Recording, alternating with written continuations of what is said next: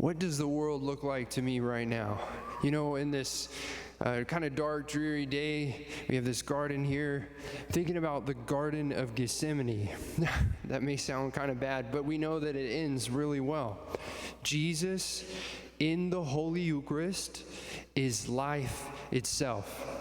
But he is left alone by a majority of his priests and his faithful. You think of the Garden of Gethsemane. Jesus, in his mystical body, therefore, because of this sin, Jesus in the mystical body is left sick and pale. That's what the mystics say about Jesus in the garden. He was very pale and sickly.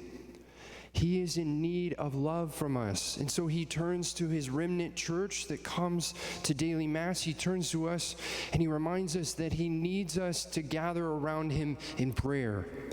He needs us to stay focused. See, my betrayer is at hand. This is what Jesus says to me many times when I wake up first thing in the morning, and I'm just like the apostles. I say, "Is it I, Lord? Is it I?" But we, just like the apostles, are worried or tepid or fearful. Why does Jesus look so weak? Why does the church look so weak? Why does our country look so weak? It scandalizes us. It doesn't look good. We, like the apostles, are scandalized by the sufferings that must come to pass. These things must come to pass.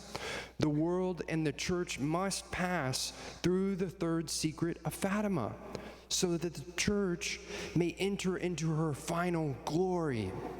It ends well. But we, like the apostles, are more focused sometimes on the scandal, on the suffering, on what bothers us, or the scandal of the church's state.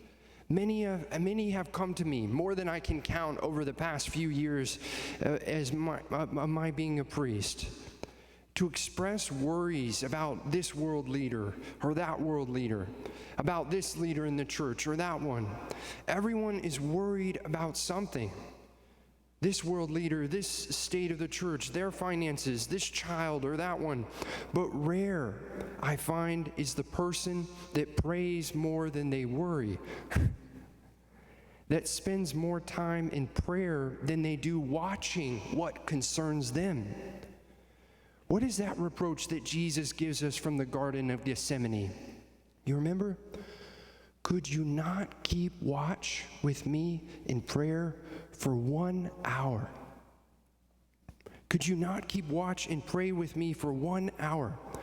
Outside of Mass, some of you, Jesus is calling you to take the 10 a.m. slot for adoration, or the 11 a.m. slot. The only reason we don't have adoration all day is because ever since I've been here, we can't find two captains, a captain for 10 a.m., 11 a.m. Maybe that's you. Maybe Jesus is calling you to be a captain for that hour so that you can find either yourself or someone who will be there with Jesus, or you find a replacement.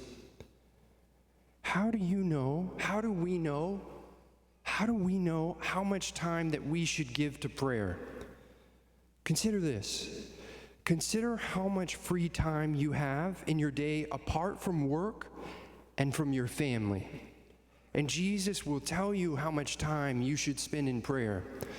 Now, it's okay that you have other leisures that are holy, walking the dog or gardening. I don't know what you like to do. But whatever it is, aside from good leisures, we cannot afford to waste our free time. It's sinful to waste our free time. Busyness cannot be our excuse for getting out of prayer. It hurts Jesus so much when people say they're too busy for Sunday Mass. People come up to me, or kids that confess their sins at All Saints, they say that they're too busy. That their parents are telling them this. It's not them. They say they're too busy to make it to Sunday Mass. It hurts Jesus. We're not too busy for Mass. We're not too busy for daily prayer. That is a lie. St. John Paul II was the busiest man that ever walked this earth. That's my opinion. And remember how many hours he prayed a day? His Secretary of State said that he prayed 5 to 6 hours a day. The busiest man. to ever walk this earth. And you know what he did? He sacrificed sleep so that he could pray. So did St. John Vianney. I know a Catholic diocesan priest, a very good priest, and he's so busy, but he prays 3 to 5 hours a day. And his only free time, he gives it to prayer, to be with the Blessed Sacrament. Prayer is the answer to your problems. And the greatest form of prayer is the Blessed Sacrament. Tell Jesus how much free time you have in your day from your work and from your family, and he will tell you how much time you have for prayer. Now, a mother may only have a few minutes of prayer in the middle of the day at nap time or during school time. Jesus knows how much time he's given you. We just need to be faithful to that. He's waiting for the person who can only come and visit him back there with the Blessed Sacrament when he's exposed to the rays of the sun, who can only come for 5 minutes. He waits for that person to bless them, but they do not come.